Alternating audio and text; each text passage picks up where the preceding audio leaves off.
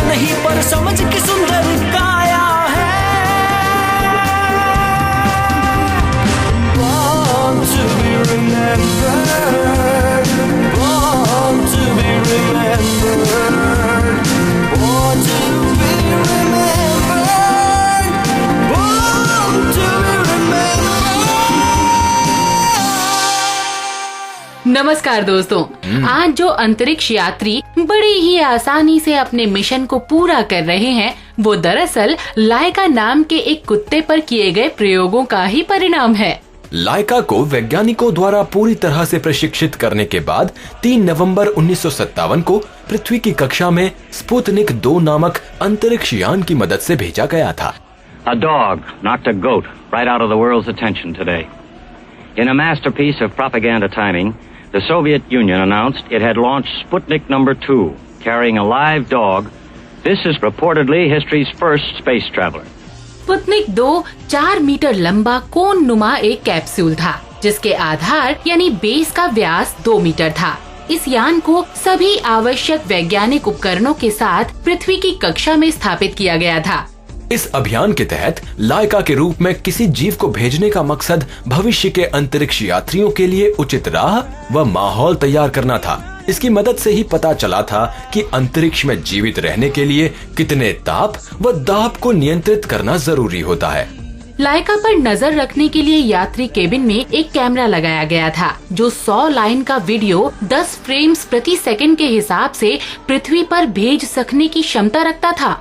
Rocket द्वारा यान को ऑर्बिट में स्थापित करने के दौरान इसका कोन वाला हिस्सा तो बाहर आ गया, जबकि वो हिस्सा बाहर नहीं आ सका जिसे यान में ताप को नियंत्रित करने के मकसद से लगाया गया था। और आज भी विज्ञान जगत का मानना है कि इस तकनीकी गड़बड़ी के चलते ही लाइका की मृत्यु हो गई थी। लाइका वास्तव में एक फीमेल थी और इसका वजन लगभग 6 किलोग्राम था, जिसका वास्तविक नाम कुद्रियाफ का था। इस मिशन ने पहली बार वैज्ञानिकों को वो आंकड़े प्रदान किए थे जो अंतरिक्ष में किसी जीव के जिंदा रहने के वातावरण को तय करने में मददगार होते हैं।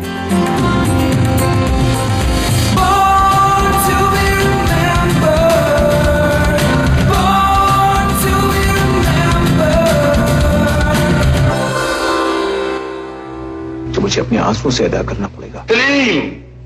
अनारकली तुम्हारे काबिल नहीं। हम एक लाडली बेटे के शफीक बाप जरूर हैं, मगर हम शहंशाह के फर्ज को नजरअंदाज नहीं कर सकते। हम अपने बेटे के धड़कते हुए दिल के लिए हिंदुस्तान की तकदीर नहीं बदल सकते। फिल्म मुगले आजम में अपने दमदार अभिनय से अकबर की भूमिका को जीवंत करने वाले पृथ्वीराज कपूर का नाम अभी भी हिंदी सिनेमा की पहचान है। जी हाँ दोस्तों, हिंदी सिनेमा के युग पुरुष कहे जाने वाले पृथ्वीराज को उनकी कड़क आवाज, रोबदार भाव भंगिमाओं और शानदार अभिनय क्षमताओं के लिए आज भी उतनी ही शिद्दत से याद किया जाता है। हिंदी फिल्म जगत के भीष्म पितामह कहे जाने वाले पृथ्वी जी का जन्म अविभाजित भारत के पेशावर में हुआ था। ये स्थान अब पाकिस्तान में है। पृथ्वी जी ने अपनी पढ़ाई के लिए वकालत को चुना था, लेकिन इनका दिल तो बचपन से ही रंगमंच के लिए धड़क रहा था। और फिर होश संभालने के बाद इन्होंने अपने दिल की आवाज को सुनना ही पसंद किया। रंगमंच का नशा उन पर इतना ज्यादा हावी था कि वो अपने बच्चों को उनकी माँ के साथ पंजाब में छोड़कर मुंबई आ गए और एक नया इतिहास रचने की शुरुआत की। मुंबई आने के बाद इन्हें सबसे पहला मौका एक मूक यानी साइलेंट फिल्म सिनेमा गर्ल में मिला।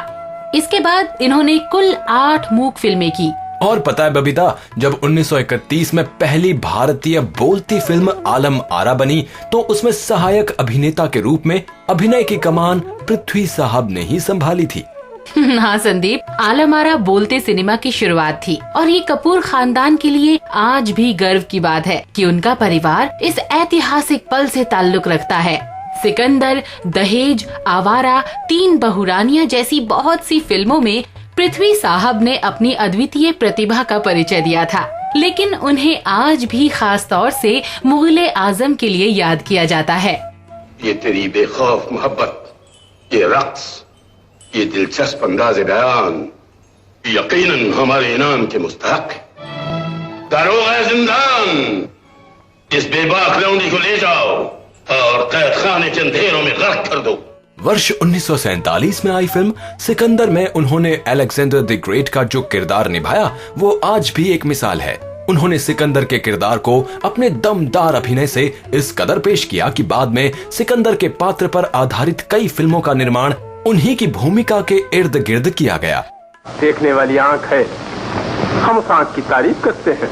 हमारे पास काट करने वाली तलवार भी है। हम जब आपकी तलवार की काट देखेंगे हम उसकी भी तारीफ करेंगे, लेकिन इस वक्त आपको हमारी हिम्मत की तारीफ करना चाहिए जो हमें आपके दरबार में ले आई है। फिल्मों में कामयाबी के बावजूद पृथ्वीराज के लिए रंगमंच ही उनका पहला प्यार रहा। उन्होंने अपनी सारी जमा पूंजी लगाकर वर्ष 1944 में मशहूर पृथ्वी थिएटर की स्थापना की और पहली बार आधुनिक शहरी थिएटर की अवधारणा को हकीकत में तब्दील किया। रंगमंच और अभिनय से उनके प्रेम का अंदाजा इसी बात से लगाया जा सकता है कि उन्होंने पृथ्वी थिएटर की शुरुआत बिना सरकारी मदद के की थी और इसके नुकसान को पूरा करने के लिए वो अपनी कमाई भी उसमें लगा दिया करते थे। पृथ्वीराज ने 16 वर्षों तक पृथ्वी थिएटर का मार्गदर्शन किया और उनके निर्देशन में इस थिएटर ने करीब 2662 शो किए। 24 वर्ष हुए जब मैं लखनऊ में वकालत करता था। अपने खानदान में मुझे बागी समझा जाता था क्योंकि मैंने समाज के कानून के खिलाफ एक विधवा से शादी कर ली थी। लेकिन फिर वक्त ने चालबाजी दिखाई और उनके गले में कुछ समस्याओं के कारण पृथ्वी साहब की आवाज पहले जैसी दमदार नहीं रह गई, जिसके चलते 1960 में उन्हें पृथ्वी थिएटर को बंद करना पड़ा। वैसे बबीता, पृथ्वी साहब का अभिनय तो कमाल का था ही, साथ ही इन्हें आजादी के पहले के खूबसूरत अभिनेताओं में भी शुमार किया जाता है और यही वो शख्स भी हैं जिन्होंने बॉलीवुड को पहली फिल्मी फैमिली की सौगात दी है। हाँ, और वर्ष 1971 में आई फिल्म कल, आज और कल में इस कपूर फैमिली की 3 पीढ़ियां नजर आई थी। इस फिल्म में पृथ्वी साहब अपने बेटे राज कपूर और अपने पोते रणधीर कपूर के साथ दिखे थे। कितना लंबा हो गया तू, देख राम, ये तो दादा से भी लंबा हो गया है। देख लंबू, कद तो दादा से लिया है लेकिन अकल अपने बाप से लेना। लंबे आदमियों की अकल एड़ी में रहती है। 1969 में आई धार्मिक फिल्म नानक नाम जहाज है ने पृथ्वी साहब को उस मुकाम पर पहुंचा दिया जहां पर बहुत से लोग जाने के लिए सिर्फ सोचते ही रहते हैं। और खास बात तो ये रही कि पंजाब में इस फिल्म को देखने वालों की कतारें कई दिनों तक खत्म होने का नाम ही नहीं ले रही थी। पृथ्वीराज कपूर ने न सिर्फ फिल्मों के उत्थान के लिए काम किया बल्कि इन्होंने गरीबों और जरूरतमंदों की भी हर हाल में मदद की। उस जमाने के सबसे महंगे कलाकार रहे पृथ्वी साहब को पद्म भूषण, संगीत नाटक अकादमी फेलोशिप व दादा साहब फाल्के जैसे कई प्रतिष्ठित पुरस्कारों से नवाजा गया था। करीब 6 फीट 2.5 इंच की कदकाठी वाले पृथ्वीराज अपने कॉलेज टाइम में कॉलेज क्रिकेट टीम के कप्तान हुआ करते थे। हाँ, और इसके अलावा वो जहाँ कहीं भी जाते थे उनकी हॉकी स्टिक व वायलिन उनके साथ ही होते थे। अभिनय की पाठशाला कहे जाने वाले इस शख्स ने 8 साल तक राज्यसभा में रहकर मानवता की सेवा की थी, लेकिन दुनिया से इनकी अंतिम विदाई की वजह कैंसर जैसी जानलेवा बीमारी बनी। 29 मई 1972 को सिनेमा के इस युग पुरुष की अंतिम सांसों के साथ ही उस युग का अंत भी हो गया जिसने भारतीय सिनेमा में अपनी अलग पहचान बनाई थी। लेकिन जाते जाते वो अपने पीछे उन फिल्मों की सुनहरी यादें छोड़ गए जो कभी भी पुरानी नहीं हो सकती। भारतीय सिनेमा के इस भीष्म पितामह को आज उनकी जयंती पर हम सभी सलाम करते हैं।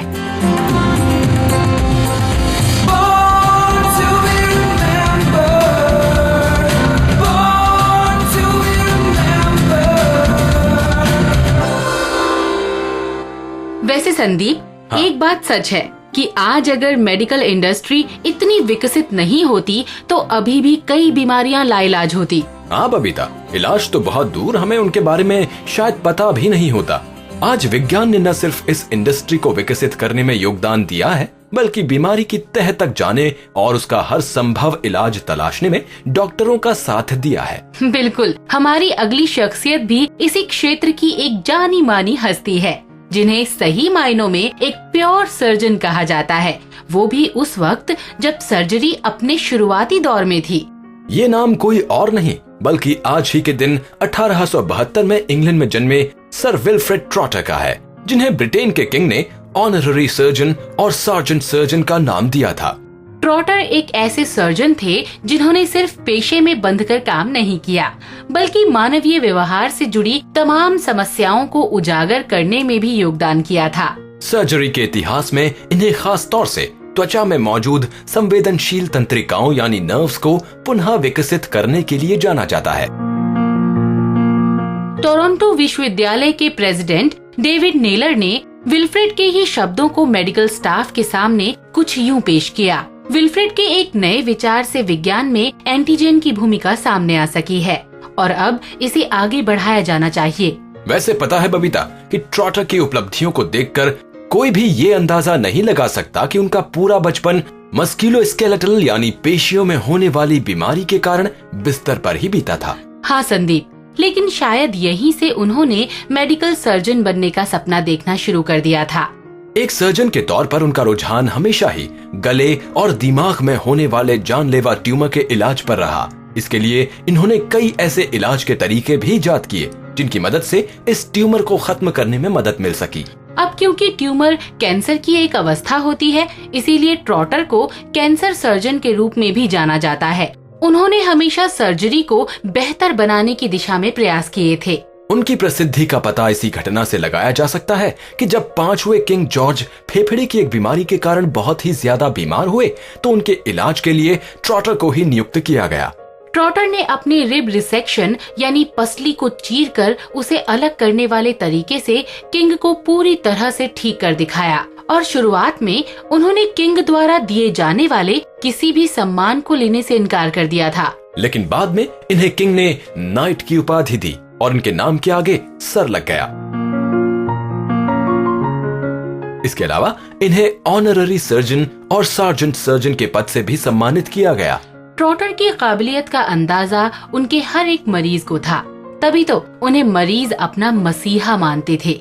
मिड 1930s में जब इन्होंने प्राइवेट सेक्टर छोड़कर सर्जिकल स्टाफ की टीचिंग यूनिट को ज्वाइन किया तो उनके इस फैसले से उस वक्त सभी आश्चर्यचकित थे। और फिर एक सर्जन होने के बावजूद उन्होंने दूसरे सर्जनों को भविष्य के लिए प्रशिक्षित करना शुरू कर दिया। यहाँ पर अपनी खराब सेहत के बावजूद वो मरीजों के सुपरवाइजर और सर्जन्स के दिशा निर्देशक के तौर पर लगातार कार्य करते रहे। द्वितीय विश्व युद्ध शुरू होने के कुछ ही समय बाद 25 नवंबर 1939 को ट्रॉटर के रूप में एक महान शल्य चिकित्सक की जगह हमेशा हमेशा के लिए खाली हो गई। आज इस महान सर्जन को उनकी जयंती पर हमारी पूरी टीम की तरफ से सच्ची श्रद्धांजलि।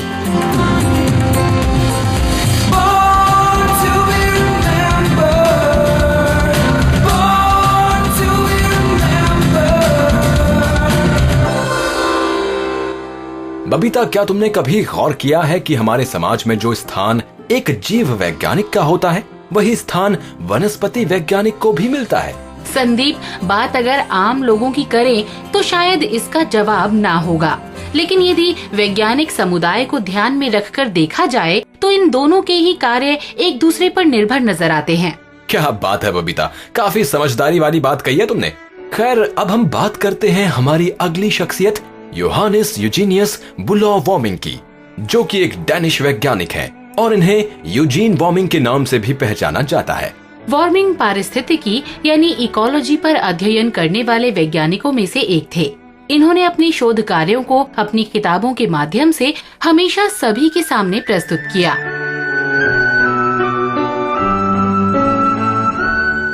और दूसरे शोधकर्ताओं को अपने आसपास के वातावरण को समझने में मदद की। वार्मिंग का जन्म आज ही के दिन 1841 में हुआ था।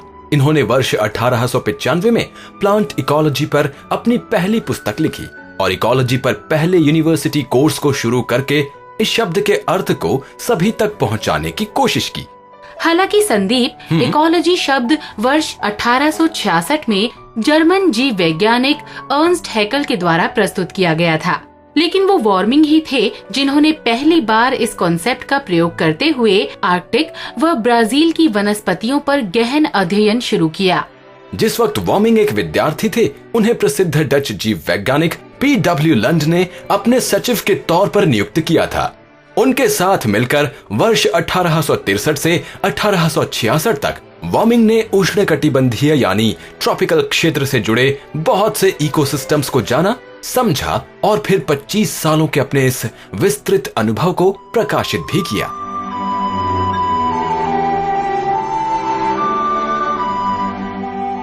वार्मिंग के इस प्रकाशन को फ्रेंच में भी प्रकाशित किया गया था। वैसे वार्मिंग हमेशा विद्यार्थियों से यही कहते नजर आते थे कि उन्हें बॉटनी यानी वनस्पति विज्ञान को लेक्चर हॉल से बाहर जाकर ही समझना चाहिए, क्योंकि इसके बारे में जानने के लिए बोटेनिकल गार्डन से बेहतर जगह कुछ हो ही नहीं सकती। वार्मिंग ने सरकार से विद्यार्थियों को विभिन्न यात्राओं पर भेजने के लिए अनुदान की मांग भी की, ताकि वो प्रकृति के करीब जाकर उसे जान सकें। हाँ, सरकार ने उनकी इस मांग के महत्व को समझते हुए वर्ष 1893 से ये अनुदान देना शुरू कर दिया और फिर हर साल में विद्यार्थियों को वेस्टर्न जटलैंड, बॉर्नहोम, जीलैंड जैसी जगहों में जाने का मौका मिला, जिसके बाद धीरे धीरे प्लांट इकोलॉजी और वातावरण पर एक विस्तृत सोच ने जन्म लेना शुरू कर दिया। लेयर बुक देर ओकोलोकेशन फ्लांसन जियोग्राफी ही वार्मिंग का वो प्रकाशन था जिसमें पहली बार पौधों और उसके पर्यावरण के बीच मौजूद फिजियोलॉजिकल रिलेशनशिप को उजागर किया गया था। यूजीन वार्मिंग की मृत्यु के बाद कोपेनहेगन विश्वविद्यालय में वनस्पति विज्ञान विभाग में उस महान वैज्ञानिक की जगह हमेशा हमेशा के लिए खाली हो गई, जिसने विश्व में बॉटनी को उसकी एक अलग पहचान दिलाई।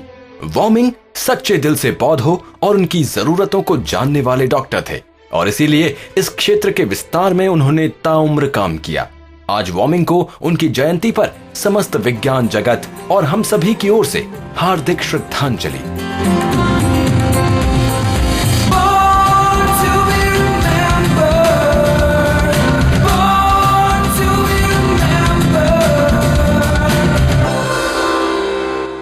संदीप, आज तक हमने ऐसे बहुत से लोगों के बारे में बातें की हैं जिन्होंने अपने जीवन की रचना खुद की है और ऐसे ही खास लोगों में से एक है अमर्त्य सेन। हाँ बबीता, 3 नवंबर 1933 को शांति निकेतन में जन्मे इस विद्वान अर्थशास्त्री को लोक कल्याणकारी अर्थशास्त्र की अवधारणा का प्रतिपादन करने के लिए भी जाना जाता है। अर्थशास्त्र में उनकी इसी सरल और सहज सोच का सम्मान करते हुए वर्ष 1998 में अमर्त्य सेन को विश्व प्रतिष्ठित Nobel memorial prize in economic sciences से नवाजा जा चुका है। लेकिन सबसे गर्व की बात तो ये है कि अर्थशास्त्र के क्षेत्र में ये पुरस्कार प्राप्त करने वाले वो पहले एशियाई भी हैं।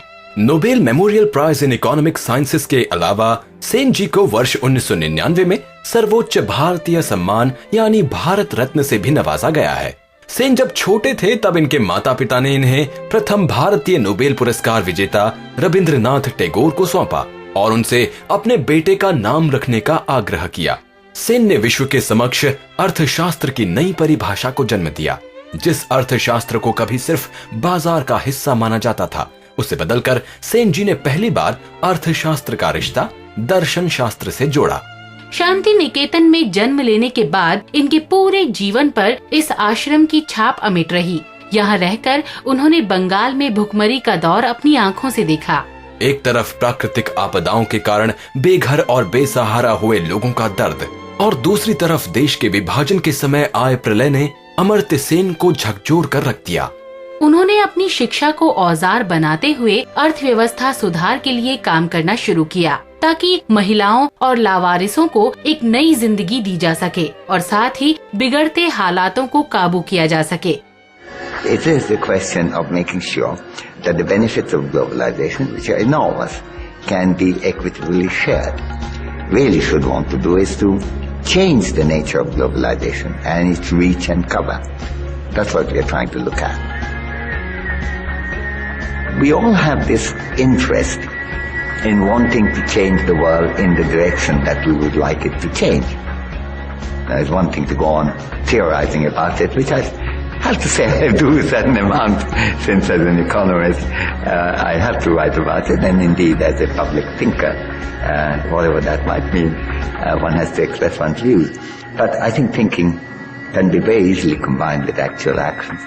वर्तमान में हार्वर्ड विश्वविद्यालय में प्राध्यापक के पद पर कार्यरत सेन ने हमेशा ही विकसित व विकासशील देशों के बीच व्याप्त असमानता पर लिखा है और साथ ही कई ऐसे मुद्दों पर भी अपने विचार सामने रखे हैं जो एक विकासशील देश को बहुत आगे तक ले जाने में सक्षम है।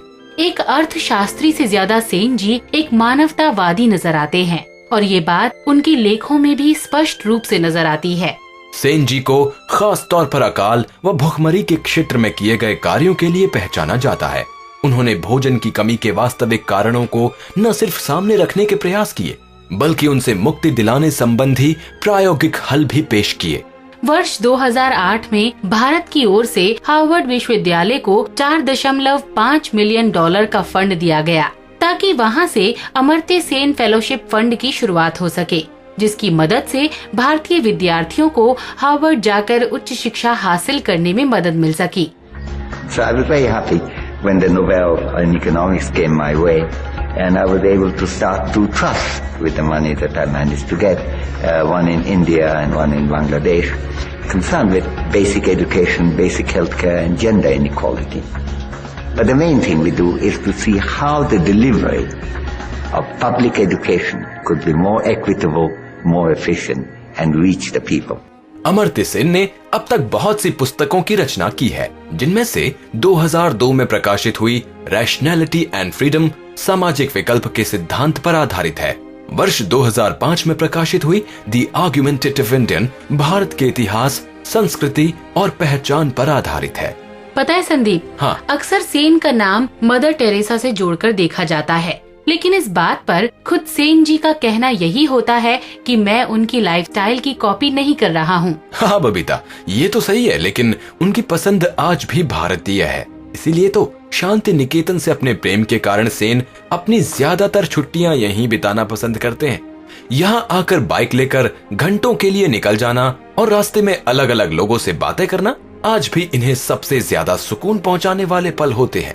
अमर्त्य सेन के रूप में एक महान अर्थशास्त्री और मानवता के उपासक को हमारी पूरी टीम की ओर से जन्मदिन की ढेरों शुभकामनाएं।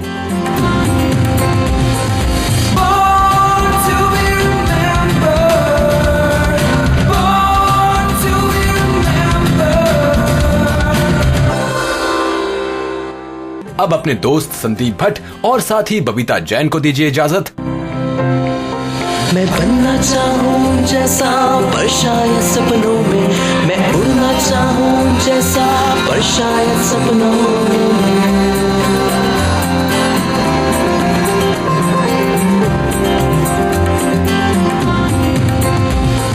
सपनों की है उड़ान, कांटे बन गए फूल समान, रोक न पाए वो मुझको मुट्ठी में मेरी आसमान।